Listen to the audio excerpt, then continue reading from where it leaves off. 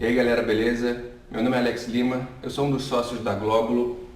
A Glóbulo é uma empresa aqui de Florianópolis que atua no Brasil inteiro com processo de gestão estratégica e inteligência para marcas. Hoje não, na verdade eu recebi um convite para falar aqui sobre o Brand Key.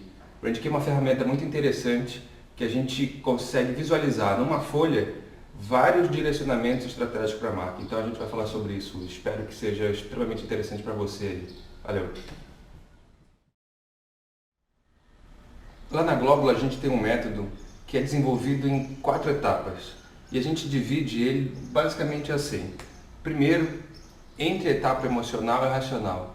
Depois, como é que a gente vai dividir a etapa racional teórica e racional prática, emocional teórica e emocional prática. Como é que a gente vai colocar, de fato, tudo isso em prol da estratégia da marca. Quando a gente começa um projeto, geralmente a gente começa com essa pergunta aqui. O que o mundo perderia se a sua empresa, se a sua marca, se a sua ideia acabasse amanhã, morresse amanhã, evaporasse amanhã? O que de fato o mundo perderia? Não só você, um emprego, não, mas entender essa essência. Obviamente não é só com uma pergunta dessa que a gente vai tão profundamente assim. Só que essa pergunta começa a fazer sentido depois também, quando a gente começa a desmontar uma ideia e montar de novo, exatamente focada para isso. Perder mais do que simplesmente aquela tarefa que ela executa. Uma questão bem interessante também é saber isso. Do que é feita uma marca? Tem várias pessoas que perguntam a marca gráfica, o logotipo, enfim, qualquer nome que você queira dar, mas marca pra gente, de fato, é muito além disso, muito além do que isso. Aqui a gente tem alguns exemplos de até embaralhamento da própria identidade visual, com nome, enfim, é interessante, mas marca, ela é o símbolo, são os colaboradores da empresa, são os serviços que ela atua, a estrutura que ela tem, enfim, todo esse complexo, todos esses pontos de contato que fazem uma relação entre o que você tem para oferecer, seja uma ideia, um serviço, um produto, ou enfim, para alguém do outro lado que tem interesse naquilo. Esses pontos de contato são marcas. Para a Associação Americana de Marketing, eles têm uma nomenclatura interessante, que a marca é um nome, um termo, um símbolo, um design, a combinação dele, para mim é blá blá blá. Isso de 1960, eu não digo que é blá blá blá, que não é verdade. É verdade, só que é antigo isso. Para mim marca, para nós da Glóbulo, marca vai muito, mas muito além disso. Marca para a gente é algo que está na cabeça, não necessariamente só que eu vejo. Marca para a gente é uma promessa. O que eu vou fazer com essa promessa é eu prometer para você algo e você acreditar em mim e ter essa possibilidade eu ter a possibilidade de cumprir essa promessa. Isso me dá uma abertura para prometer de novo. E essa forma de se relacionar, essa forma de prometer, cumprir, você desejar e receber, isso me dá a possibilidade de me relacionar contigo de uma forma verdadeira. Essa forma verdadeira, isso pra gente é marca. Marca é saber fazer a promessa certa, entregá-la e ganhando assim o direito de fazer novas promessas no futuro. No nosso entendimento, o que a gente entende como marca, na forma mais simples, é isso aqui. Como a gente vai criar essa promessa e de fato fazer com que ela seja verdadeira, não adianta ser qualquer coisa, né? Eu vou fazer, não. Verdadeira, porque assim eu tenho a possibilidade de prometer de novo, assim eu tenho a possibilidade de me relacionar, assim eu tenho a possibilidade de me conectar contigo de uma forma que você acredite e eu te entregue realmente aquilo. Fora isso, aí é estético. Não, marca tem que ser de fato da essência. Tem um exemplo que eu vi no curso do Jaime Troiano que é extremamente interessante para a gente ilustrar isso. Vamos dar um exemplo aqui, o seguinte, tem um par de brincos, esse par de brincos são brincos de diamantes com ótima qualidade e a pergunta é, quanto custa? Quanto custa esse mesmo brinco se ele for vendido?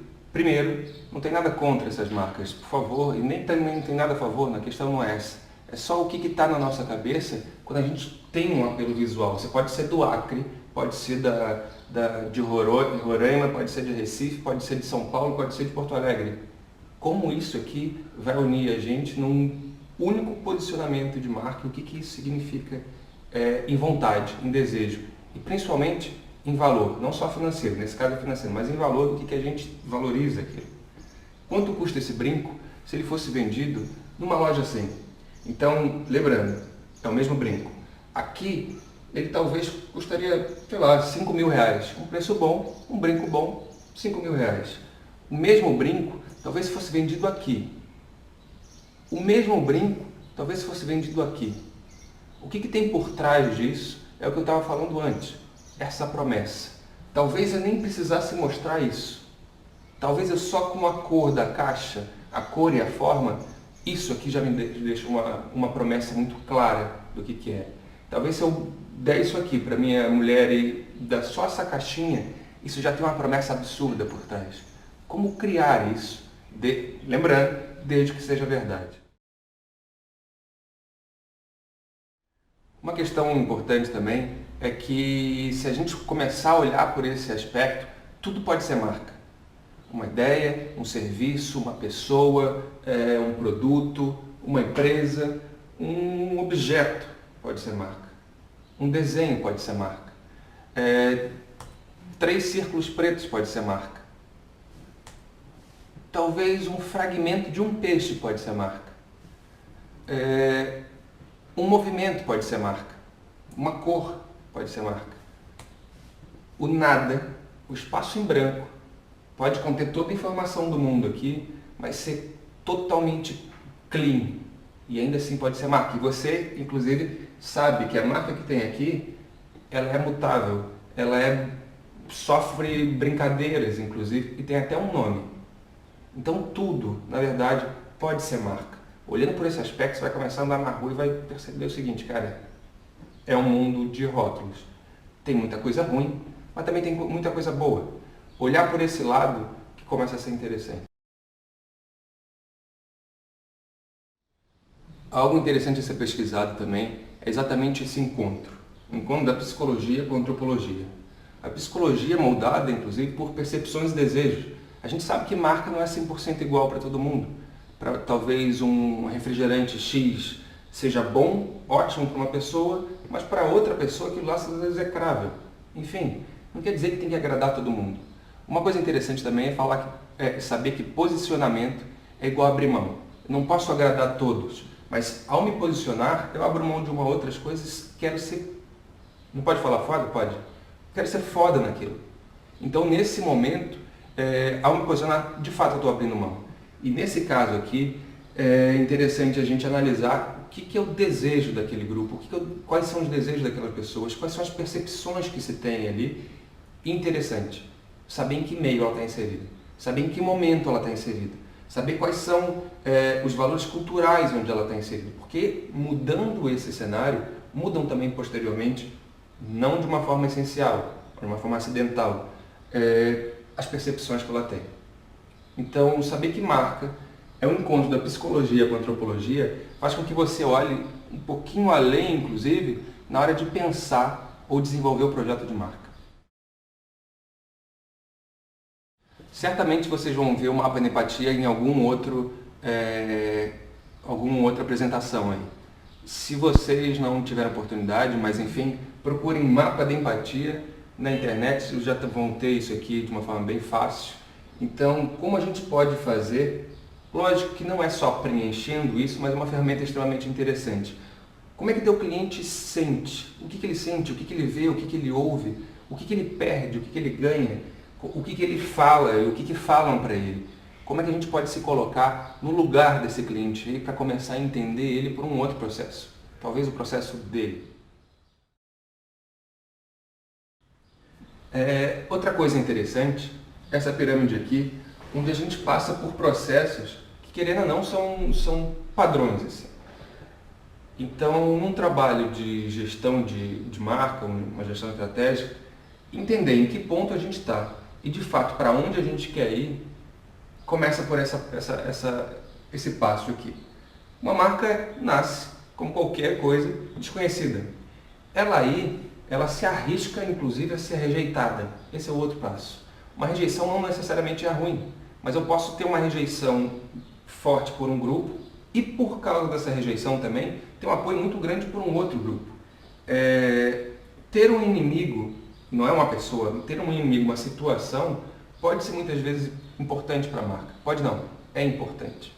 Então, no momento desse, de rejeição, não quer dizer que eu vou lutar contra alguém, contra alguma coisa ou fazer o mal, não é. Simplesmente saber o que não me faz bem. E lutar também contra aquilo, porque pode ser que outras pessoas, outras empresas se aproximem disso também porque rejeitam, não só porque gostam. Depois do processo de rejeição, tem a familiaridade. Eu já sei o que é, conheço e eu estou confortável com isso. Talvez eu consuma, talvez eu me relacione. Depois da familiaridade, tem um processo de preferência. Eu sei o que é, gosto, e dentre essas possibilidades aqui, essa que eu quero. Então já é um nível bem acima, até passar no topo, que é a idealização. A gente, provavelmente você já pensou em alguma marca que é... Não, cara, não tem outra coisa. Não tem nem clientes, tem embaixadores de marca. Pessoas que de fato defendem isso aqui, que fazem fila para esperar um produto, para ver um filme, para se relacionar de alguma forma com essa marca. Então, provavelmente todas as marcas sonham em passar, em galgar essa pirâmide. Saber em que momento ela está, até para ver se é possível verdadeiramente ela chegar aqui, é um processo essencial para a gente começar um projeto de gestão de marca.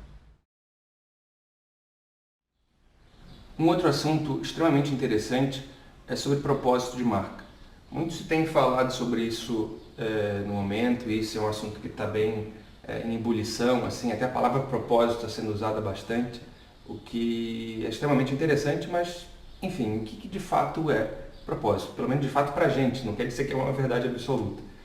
Nessa questão, propósito é o processo de identificação, e não de criação de propósito, mas de identificação de propósito, é extremamente denso, extremamente complicado de entender, enfim, principalmente em organizações grandes. E é bom frisar de novo, não é criação, mas identificar, porque se trata de um processo de imersão naquela cultura da empresa, aquele cenário onde ela está. E muitas coisas, mais do que falar que na verdade ela tem que ser. E aí entra também a parte do processo teórico emocional, que a gente identificar isso. Mais do que fazer diferente, é o que de fato faz a diferença. O que de fato faz com que eu acorde de manhã para, cara, sangue no olho, entendeu? Tem algo além simplesmente do dinheiro, tem algo além simplesmente da tarefa em si, tem algo além simplesmente do que eu vou executar. Tem algo que talvez me una com o cara do café, com o dono da empresa, com o motorista, com o cliente. O que está ali? O que a gente está fazendo? Entender isso também passa por um processo de diferenciação, cara. Então, quando a gente começa a descobrir isso, fica muito mais fácil, não só de fazer sentido, como se fazer sentir. E aí eu volto àquela questão da promessa. Não preciso ficar falando para você, talvez eu precise fazer você sentir isso. E se eu tiver algo que seja verdadeiro, fique muito mais fácil, muito mais simples, muito mais natural eu fazer você sentir isso. Tem uma métrica que a gente apelidou, não sei o nome, enfim, mas apelidou de Brain Jag, que é isso aqui. Geralmente, 90% das empresas que a gente trabalha, começa a trabalhar, enfim, eles têm a preocupação de ações táticas, é claro. Vou fazer um folder, vou fazer uma campanha de Natal, vou fazer uma ação pontual ali. Legal. Geralmente isso não está atachado com uma estratégia maior a longo prazo. Se está, ótimo, maravilha. Mas vamos botar que 90% estão nesses dois níveis aqui. Quando muito, essa estratégia está alinhada com os valores reais, não aqueles que ficam na parede bonitinho, para todo mundo ver, não, os valores reais da empresa. Quando muito ainda, eles estão atrelados os valores com a cultura, com o que se vive, com as experiências que se tem lá, com o que se valoriza, com o que se trabalha junto, enfim, qual é a cultura daquela organização. E são infelizmente ainda, mas isso está começando a mudar, são poucas as empresas que estão criadas por essa parte aqui, pelo propósito. Quando a gente começa a fazer desse lado para cá, que é o processo natural de se pensar numa empresa, vou fazer um folder para apresentar minha empresa durante o período tal, mas só que aqui já vai se perdendo. Quando a gente começa a fazer, inverter esse jogo, de fato, a identificar isso aqui. Por que essa minha empresa existe? O que o mundo perderia se ela acabasse, morresse, evaporasse amanhã? A gente começa a moldar de outra forma. Isso aqui passa a ser um ponto extremamente importante, mas tão mais fácil de desenvolver, tão mais fácil de pensar, que talvez um cliente possa dar ideia, que talvez um fornecedor possa criar junto, talvez uma comunidade possa se envolver e levantar uma bandeira junto, não necessariamente seja parte de dentro do departamento de marketing. Só. Não. Quando a gente começa a fazer, mudar esse movimento daqui para cá, daqui para cá, aí a coisa começa a mudar. E não só de palavra, tem que ser em ação também. Mas mais do que parecer diferente, eu quero fazer diferença e talvez a diferença esteja aqui. Seja muito mais fácil trabalhar com algo que esteja claro para todo mundo do que só na cabeça de 2 ou 3, ou só no bonito, ou só no esteticamente agradável, ou só na comissão que talvez a agência ganhe. Não, cara. Faz sentido? Tem a ver com o porquê que a gente está junto? Tem a ver com o que a gente valoriza de fato? Então vamos tocar. Tenta isso daí. E quando a gente fala em propósito, parece que é muito bonito, é muito romântico, é muito interessante. Tem aqui uma tela da Future Brand, uma pesquisa que eles fizeram, qual é o futuro das top 100 no mundo e o que eles valorizam na parte de propósito e na parte da experiência de marca. Para onde eles estão sendo guiados? É interessante ver aquilo que eu falei no começo toda a informação do mundo de uma forma simples. E como é que eles fazem isso? Google, por exemplo, ou como é que tem outras, a Procter & Gamble, que está falando bastante sobre isso. Inclusive, internamente eles parecem, não sei, vamos ver se eles vão interiorizar isso de uma forma clara. Eles mudaram a nomenclatura de departamento de marketing para ter a empresa trabalhar direcionada pelo drive da marca Procter & Gamble ou pelo propósito da marca. São gestores de marca agora, não gerentes de marketing, enfim, não departamento, não isso. Começa a enraizar pela empresa inteira. Como essas empresas aqui começam a vir para esse caminho, tendo propósito e mais do que só um serviço ou um produto, mas gerando experiência em si. Isso aqui, começar a trabalhar empresas por esse norte, começa a não direcionar mais só sobre o produto, não só sobre o que eu estava oferecendo, não só sobre a tarefa em si, mas o que eu estou gerando de senso comum aqui, que a gente vai se engajar pelo mesmo negócio e qual que é a minha experiência que eu estou tendo ao fazer isso. Então percebam como é que as marcas estão mudando nessa forma de se relacionar. Então, novamente, a importância da promessa certa, a importância de fazer a coisa que realmente vocês estão ali para fazer, não só mais a porta azul que te dá o telefonema sem limites, mas quando você chega lá não dá para usar. Cara, muito legal, muito bacana, mas passa a ser só propaganda, cara. Não, como é que eu vou fazer a tua experiência vinculada com o meu propósito, ou melhor, o nosso propósito, fazer sentido. E quando isso começar a fazer sentido, não tem barreira. Fica muito mais fácil da gente conversar. Um exemplo disso, depois vocês peguem na internet e vejam esse site que interessante aqui, chamado Brand Karma. O Brand Karma, ele analisa, não chegou ainda no Brasil, mas ele analisa como é que as empresas se relacionam com o mundo, com o universo. Na verdade, ele não analisa nada, quem analisa é você, eu. A gente dá um hate aqui sobre o produto que é. Cara, o produto é bom, o produto é ruim, então vamos botar isso. Como é que eles tratam os colaboradores dele e o entorno, os produtores, enfim? É bom? É ruim? Como é que é o produto? O que o produto faz? O que a empresa faz para o planeta? Se ela está poluindo, se ela não está? Enfim, Isso, a mistura dessas simples três questões aqui, dá uma numeração para o karma da marca. Quer dizer, até uma coisa meio espiritual, né?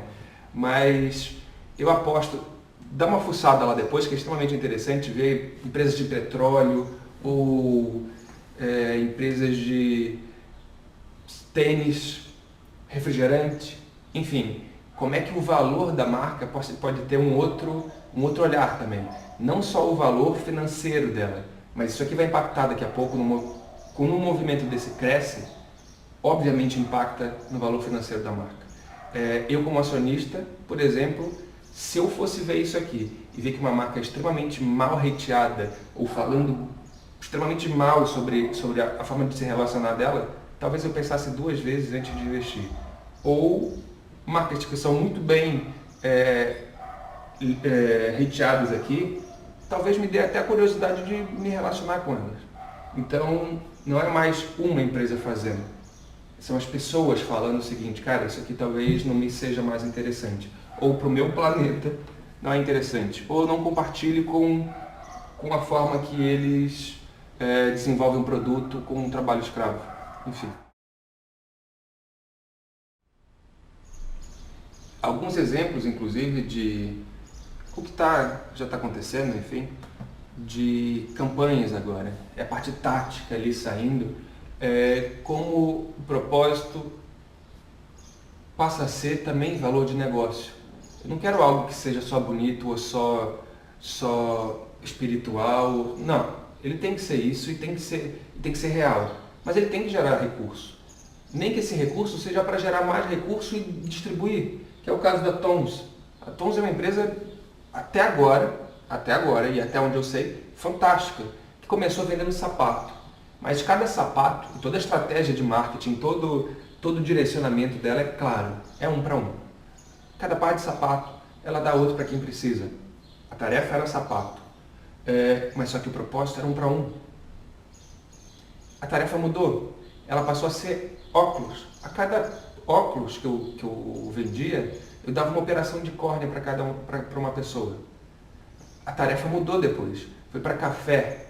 A cada, se não me engano, 1 litro de café, 1 litro, ó, a cada 1 quilo de café, eu dou 10 litros de água para quem precisa. Peraí, cara, a gente tem uma bandeira junto. Quer dizer que se você comprar aqui, você vai fazer isso? É uma distribuição de renda? Quer dizer que você é só bonzinho? Não, isso é negócio. O Sambazon também tem uma história extremamente interessante. A Patagônia, que fala o seguinte, eu não preciso mais vender, ou não, nem vender, eu não preciso mais explorar o algodão se chegou o meu limite. Esse aqui é o meu limite, é isso que eu quero vender. Reforma nossas roupas, elas são boas mesmo. Então passa a ser uma estratégia também. Só que a roupa tem que ser boa.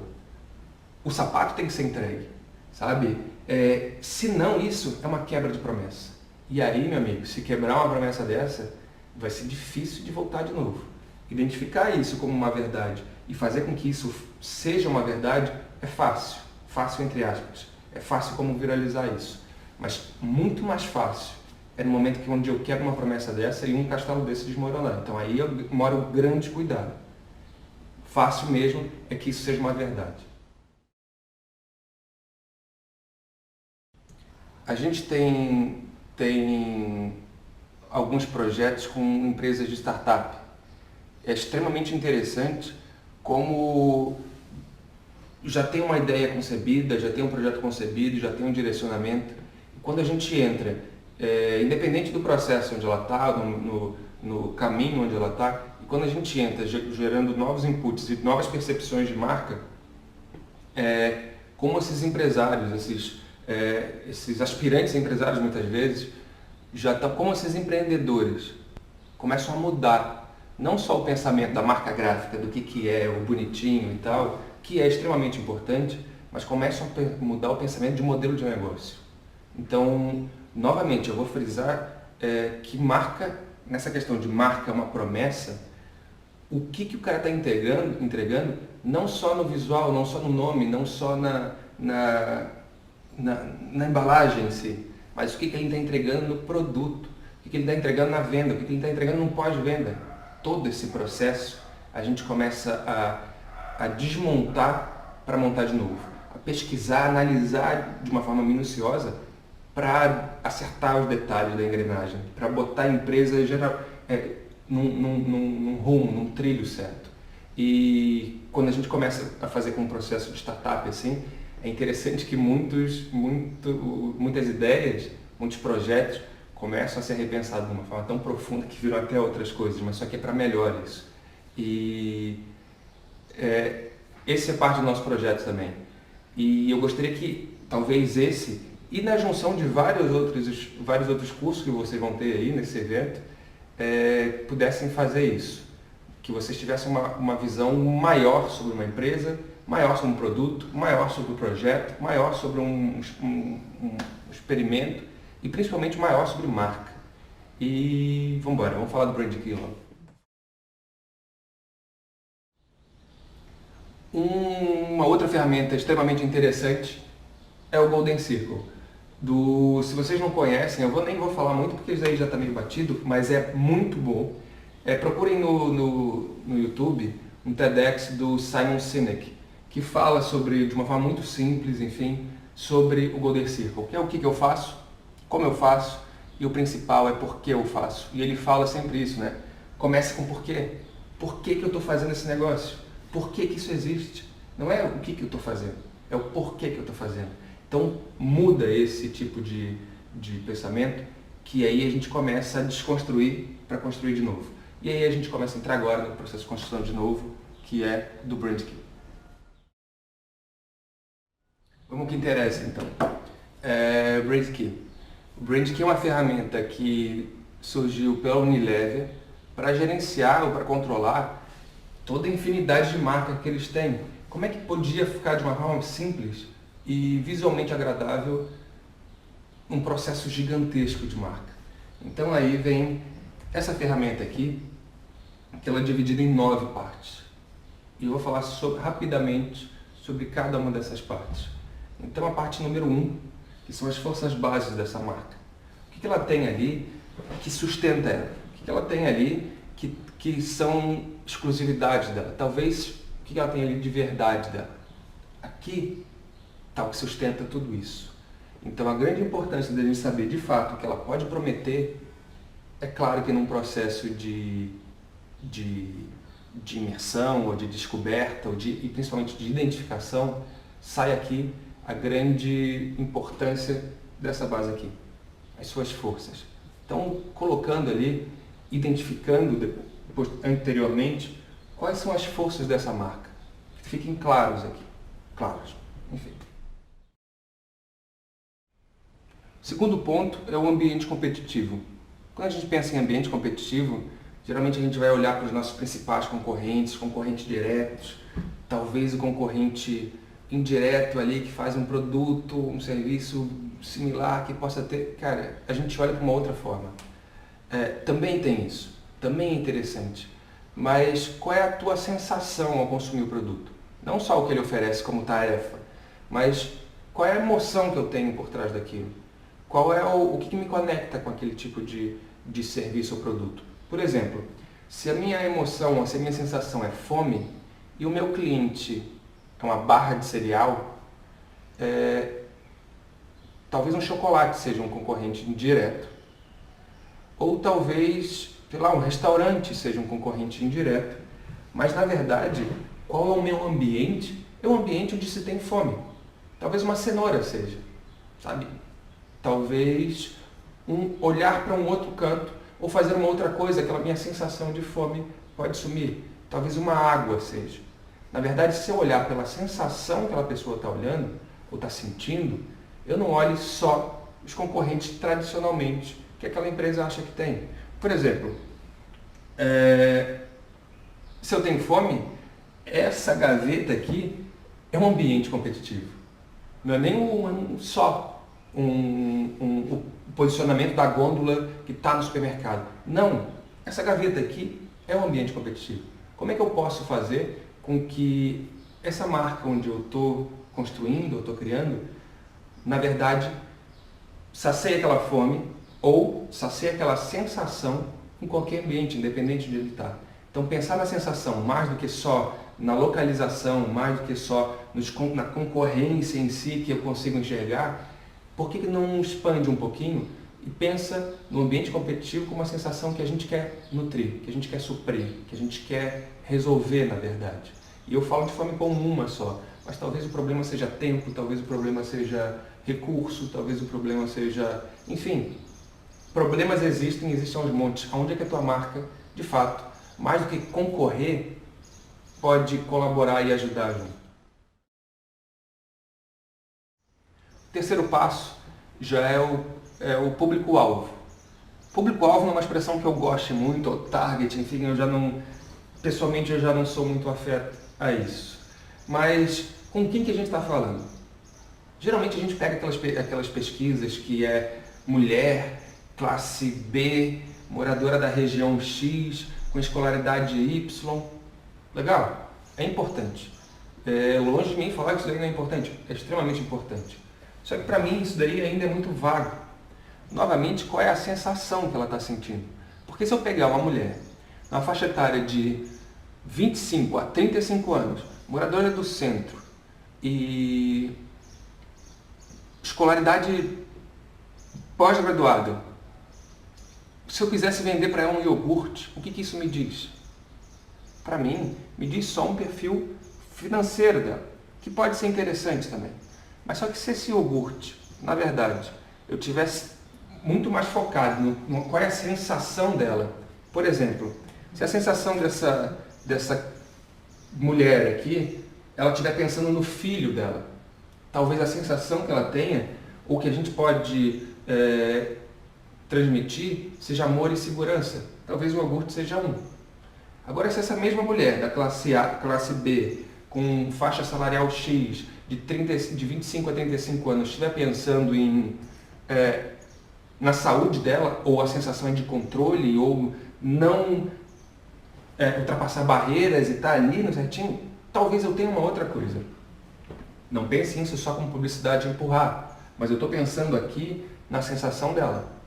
E talvez se essa mesma mulher tiver uma sensação de merecimento, putz, trabalhei pra caramba, hoje é sexta-feira, eu posso, ou eu corri, talvez seja uma outra coisa. Então pensar no cliente só com os dados primários de pesquisa de mercado normal, enfim, os dados estatísticos, é importante. Só que você pode ir além, você pode entender, você pode saber ou se colocar no lugar dele. Não quer dizer para vender mais iogurte, mas para entender como é que a tua estratégia, como é que o teu negócio pode de fato se linkar com ele, com valores emocionais também, com valores de sentimento. Não só porque tem dan regulares ou porque vale por um bifinho. Isso não. Mas talvez porque eu possa estar prometendo algo para você e você está entendendo que aquilo seja uma promessa interessante e seja cumprida. Não é mais só um iogurte. O item 4 é o insight. O que fez de fato a estratégia ou o direcionamento ou o principal? O que a gente está fazendo aqui, Ken? Por que a gente está fazendo aqui? A gente está fazendo aqui por causa disso. Isso aqui é o que a gente está trabalhando. Isso aqui que a gente está se divertindo aqui. Isso aqui que a gente está criando. É por causa disso aqui que tudo isso vai existir. Então que fique claro isso. É fato. É natural. Você não vai criar isso aqui, talvez num curso desse. É um processo de imersão. Mas isso aqui vai começar a simplificar para você e essa é um projeto que tem que ser alterado, tem que ser evoluído. Mas quando a gente começa a identificar o insight da marca, ou a ideia master que tem por trás de tudo isso, e está muito claro aqui, como é que eu não vou gerenciar, como é que eu não vou gerenciar depois as minhas partes táticas, se eu não olhar isso aqui, ou olhando isso. Fica muito claro depois. Então da parte 4, a gente pula para a quinta parte. Quais são os benefícios dessa marca? Quais são os benefícios dessa empresa? Quais são os benefícios dessa ideia em si? Mas os benefícios reais, novamente. Aqui eu tenho um exemplo, a gente até divide em 3 tipos. Essa lâmina de barbear. O benefício funcional dela é porque ela dá mais rendimento. O benefício sensorial dela, como é que eu sinto ela, enfim, ela é mais suave. E o benefício, talvez, emocional, ela pode me promover autoconfiança. Então, em casos desse, eu não quero só saber o que é que a gasolina é mais barata que o álcool. Talvez possa ter outros benefícios envolvidos ali. Eu não quero só racionalizar um ou outro. Eu quero sentir em que momento a tua marca, a tua ideia, o teu serviço está fazendo com que a gente sinta benefícios emocionais, sensoriais e benefícios funcionais do próprio produto e serviço. Diferenciar esses e até botar em categorias fica muito mais claro para a gente começar a criar depois a parte tática, a parte estratégica também. Parte 6. Valores, crenças e personalidade. Lembra quando a gente bota no Brain Jag ali aquela parte de cultura e valores? Então aqui fica como a gente pode externalizar isso e fazer com que isso faça parte da estratégia. Então o que de fato eu acredito? O que de fato é importante para mim ou para os meus? Quais são as nossas crenças? O que faz parte da minha personalidade? Como eu ajo? Como eu me comporto? Quais são as minhas características em determinadas situações? Estando isso claro, eu sei que eu não vou parecer como uma marca esquizofrênica. Em um momento eu ajo de uma forma, em outro, o cliente aqui está esperando que ela vá agir daquela mesma forma. Não, ela se comunica de uma outra forma. Em outro momento ela fala de um outro jeito. Espera aí, como a gente pode ser algo centrado e algo focado, inclusive nos nossos posicionamentos? Aqui talvez seja uma parte, talvez não, é uma das partes mais importantes, que é quais são os nossos valores. O que a gente acredita? Como é que eu me comporto? Depois uma outra parte, a parte 7, que são as razões para acreditar. Então, se eu estou prometendo alguma coisa para você, eu tenho que cumprir, certo? Como eu vou fazer isso? Como é que eu vou fazer com que você perceba e como é que eu vou fazer com que eu me lembre que eu tenho que cumprir isso?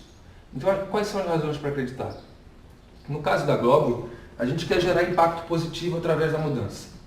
E outra crença nossa é que a gente, como empresa, tem que ser desnecessário para o cliente. Então, uma das razões para acreditar é exatamente isso que está acontecendo aqui. A gente passando parte do nosso método, a gente passando parte do que a gente acredita. Então, se a gente passar a ser desnecessário, inclusive, se a gente quer ser desnecessário, uma das nossas funções é, se fizer sentido para alguém, fazer com que o que a gente acredita seja compartilhado. Então, uma das razões para acreditar da minha empresa, por exemplo, é essa, compartilhar conhecimento. Se fizer sentido, beleza, mas é uma razão para a gente acreditar e está ali, ó, sempre, forte. Então, quais são as razões para acreditar que a sua marca tem? Como a gente vai fazer isso aqui? Também ser parte de uma estratégia de marketing, ser parte de uma estratégia de publicidade, ser parte de uma estratégia de design, ser parte de uma estratégia de assessoria de imprensa, independente do que, razões para acreditar começam a guiar isso. O 8º passo. Quais são os elementos discriminadores disso? A gente já sabendo quais são os benefícios que eu vou entregar, sabendo os valores, as minhas crenças, sabendo quais são as razões que eu vou fazer para fortalecer isso. Quais são os elementos discriminadores que eu tenho? O que me faz ser diferente de um outro? O que me faz ser único, na verdade? Pode ser aí entram as características físicas, inclusive, de estrutura, ou talvez de idade, é o primeiro, é o mais bonito, é que tem embalagem mais diferente. Enfim, nesse momento, entra o que grande parte só começa por aqui, ou só faz essa parte aqui. É a parte tática também. Então, o que vai me diferenciar, muitas vezes visualmente, muitas vezes na parte de tradição, a tradição é um elemento discriminador, a inovação é outro. Enfim, o que vai me diferenciar do meu concorrente, ou da outra empresa, ou da outra ideia, ou no ambiente competitivo onde eu estou inserido. Pensa nisso. E, por último, tem a parte 9, que é como eu resumo a minha marca, como eu resumo a minha empresa, a minha ideia, meu produto, meu projeto, enfim, numa frase, numa palavra, numa sensação. O que de fato é a essência da minha marca? Tem uma pessoa que eu gosto bastante, que é a Lígia Facione. E ela me ensinou bastante, ensinou muito.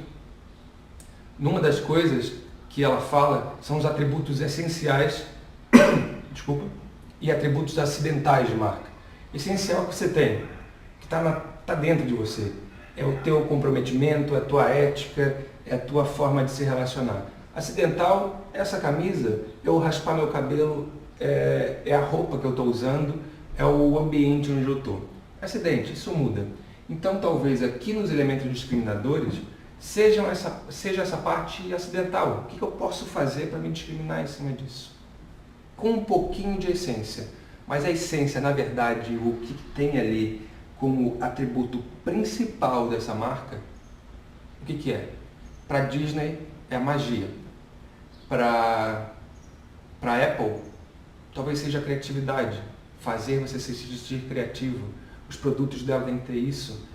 Se você está na Disney e não está sentindo a magia no cheiro, no som, na entrega de um picolé para você ou no espetáculo, não é Disney aquilo. A Disney, de fato, mais do que o Mickey, é a magia que está envolvida. Essa é a essência da marca. Da Apple, seja a criatividade, ela está numa embalagem, está na forma de um produto novo, está na forma de apresentar esse produto para o mercado. Se isso morrer, a promessa, aí começa a cair. O objetivo deles ali é que sempre essa criatividade e essa inovação esteja presente. Essa é a essência da marca. Qual é a essência da tua marca? Então, a gente vendo isso aqui, que cabe num A4, é claro, obviamente, a gente não vai sair escrevendo isso. É um processo de imersão, é um processo real de entendimento.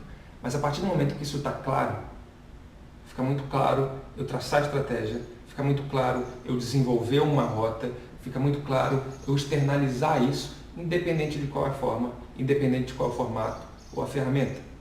E o mais interessante é que quando isso começar a fazer sentido para você e você estiver passando isso de uma forma clara, verdadeira, certo que vai começar a fazer sentido para outras pessoas.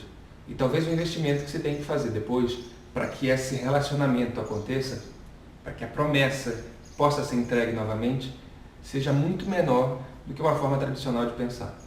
Então é isso, pessoal.